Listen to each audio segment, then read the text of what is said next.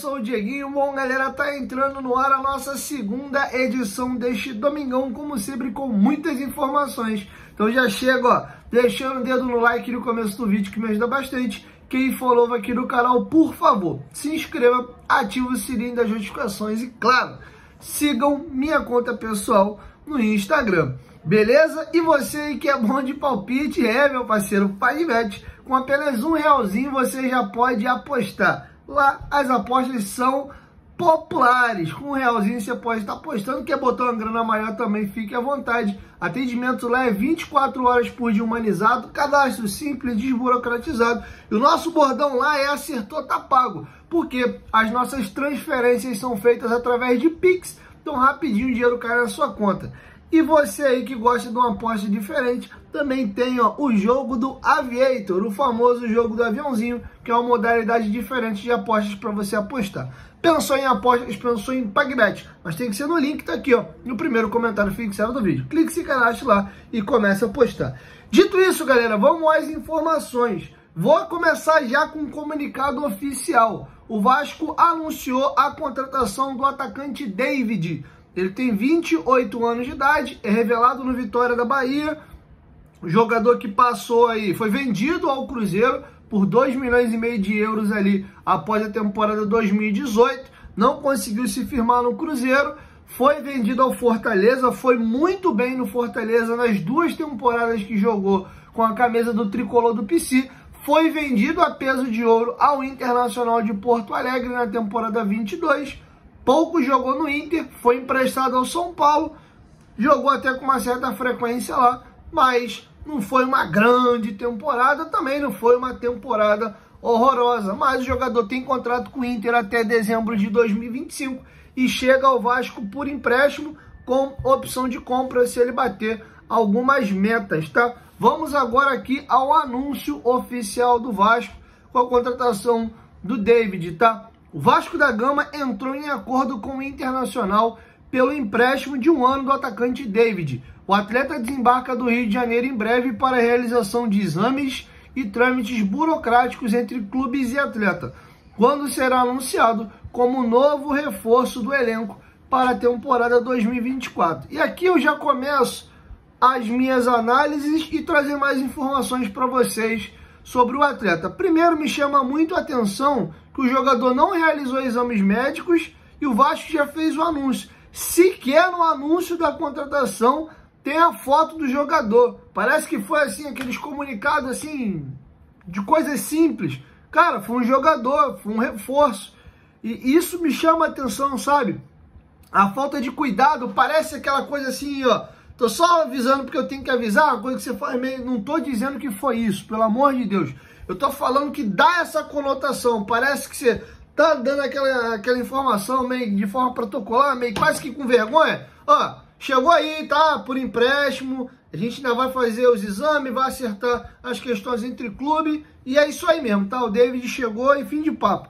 Parece que é um pouco assim, cara. A repercussão entre os torcedores foi péssima. Muito similar aí ao, por exemplo, a chegada do Maicon. Se o David tiver o retorno que o Maicon teve aqui, ótimo. O Maicon foi muito bem.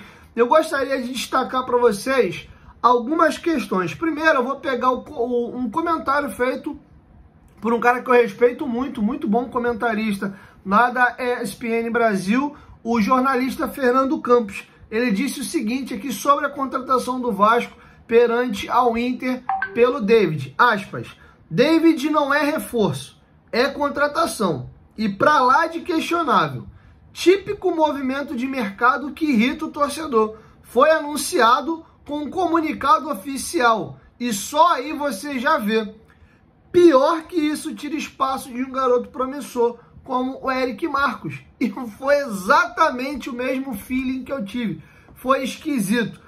O David já se despediu do São Paulo nas suas redes sociais. Eu vou ler o comunicado dele e vou deixar passando aqui à minha direita um vídeo que ele divulgou no seu Instagram se despedindo do São Paulo, tá? Eu vou zerar o som por motivos aí de direito autoral e vamos aqui ao que disse o David e eu já vou trazendo algumas informações adicionais.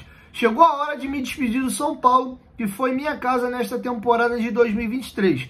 feliz em sair pela porta da frente e na história do clube, fazendo parte de um título muito importante. Grato a Deus por todos os momentos que vivi com essa camisa e todas as amizades feitas nessa trajetória. Levarei para sempre comigo tudo que vivemos juntos. Obrigado por tudo, Tricolor. Ele fez 39 jogos com a camisa do São Paulo, marcou 5 gols e deu 3 assistências, tá? Ou seja, participou de 8 gols ao longo da temporada. Vamos aos números do David ao longo de toda a carreira. Ele apareceu como um foguete, como um meteoro no Vitória muito bem, tá? Temporada 2015, ali subindo ainda, pouco menos jogos, 24 jogos, 2 gols, 2 assistências. Temporada 2016, 22 jogos, 3 gols, nenhuma assistência. 2017 foi o ano que ele explodiu e depois foi vendido ao Cruzeiro. 63 jogos, 11 gols e 6 assistências. Lembrando que o David é ponta esquerda, tá? Aquele jogador que corta para dentro para bater.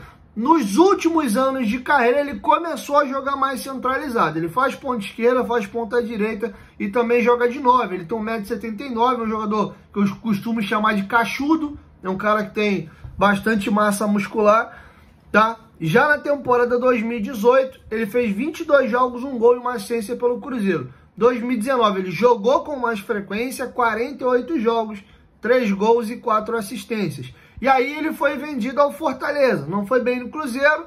O Fortaleza, prospectando aquele David que fez ele ser vendido para o Cruzeiro, decidiu apostar no atleta. Pagou 1 milhão de euros e amenizou um pouco o prejuízo do Cruzeiro, que havia pago 2,5. E ele foi muito bem no Fortaleza. Temporada 2020, 56 jogos, 12 gols e 6 assistências. Lembrando que essa temporada de 2020, o Fortaleza quase foi rebaixado e escapou na vaga do Vasco, né? O Fortaleza só não foi rebaixado no saldo de gols.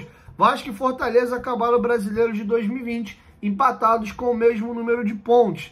Da temporada 21, o Fortaleza foi bem demais na temporada 21, se classificou para a Libertadores, 56 jogos, 13 gols e 6 assistências. Ele manteve uma grande temporada e foi melhor que a anterior. Ele deu a mesma quantidade de assistências e fez um golzinho a mais.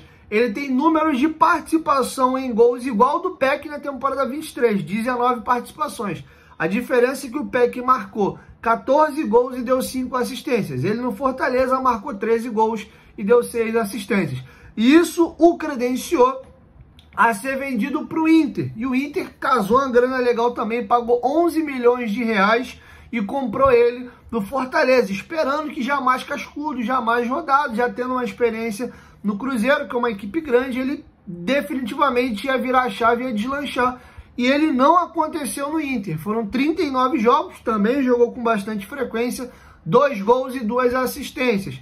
E aí, mal, o jogador foi emprestado ao São Paulo para ver se dá uma chacoalhada, se melhora. Repetiu a mesma quantidade de jogos do Inter, 39, melhor um pouquinho, 5 gols e 3 assistências. Foi campeão da Copa do Brasil com o São Paulo, mas também, de novo, sem empolgar. E uma coisa que me chama a atenção nas redes sociais deles é fechado para comentário de pessoas que ele não segue. Isso é sinal de que o jogador, ou recentemente, ou já de um tempo, era bem xingado em rede social. E aí, para sua saúde mental, ele fechou os comentários. Então, um jogador que, quando jogou por equipes de menor porte, né, o Vitória e o Fortaleza são equipes muito importantes do futebol brasileiro, gigantescas nos seus estados, são equipes com uma relevância bacana nacional, mas são equipes médias, não fazem parte aí do bloco dos gigantes do futebol brasileiro, foi super bem. Quando pegou a camisa do tamanho do Cruzeiro e do tamanho do Inter, que está na lista dos gigantes brasileiros, não conseguiram performar aquilo que performou no Vitória e no Fortaleza. E aí fica o questionamento, será que ele vai repetir a mesma coisa no Vasco? Um jogador que vai bem em equipes médias, quando chega num gigante, ele é mais claudicante? Não sei, só o tempo vai dizer. É um jogador que chega para compor elenco. O Figueiredo está deixando o Vasco e acertando por empréstimo para o Curitiba. E aí, se você fizer uma análise Figueiredo / David, eu acho que é um jogador mais rodado, mais experiente, com lastro maior na carreira. E se você comparar o que ele entregou nos últimos anos e o que o Figueiredo entregou até aqui, acho que a gente melhorou. mas a gente não está precisando de jogador para composição de elenco. A gente está precisando de jogador para ser titular, para subir o sarrafo. Nós já temos uma espinha dorsal. A gente precisa tirar alguns bons jogadores que já são titulares para eles serem ótimos reservas e chegarem jogadores melhores que os mesmos. E o David, para mim, é um jogador que agrega experiência, acho um jogador mais vivido e até aqui se mostrou mais eficiente na sua carreira que o Figueiredo, mas não é o tipo de contratação que a torcida do Vasco espera e que eu acho que a gente está aguardando. Vamos aguardar, né?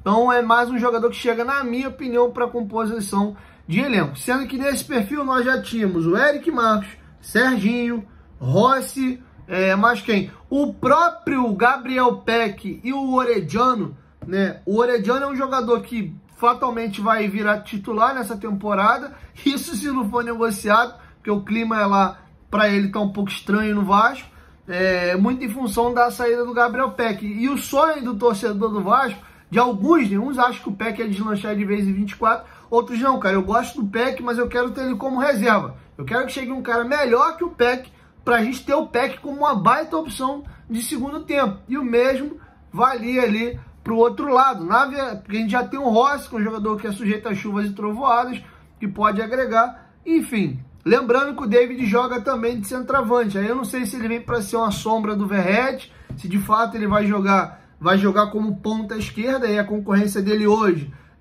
lembrando que o Rossi é destro, mas não joga de perna invertida, ele joga pelo lado direito, ele concorre com o Peck e com o Orediano. Na esquerda ali ele tinha o Figueiredo saiu, ele hoje tem na concorrência dele ali o Serginho e o Eric Marcos para jogar por esse lado esquerdo, e o Marlon Gomes, que muitas das vezes atuava naquela faixa de campo ali também, tá? Vamos aguardar. Tomara que ele chegue igual o Maicon, né? A torcida muito chateada, contrariada, não gostou, e chegue aqui, ele arrebente. A diferença do David pro Maicon é que o Maicon tinha uma carreira absurda até o Santos.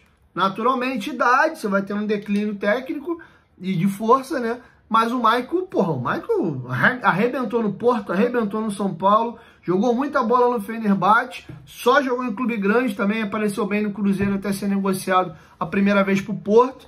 Agora, o David teve boas temporadas, foram 3 boas temporadas, uma no Vitória e 2 no Fortaleza, por equipes médias.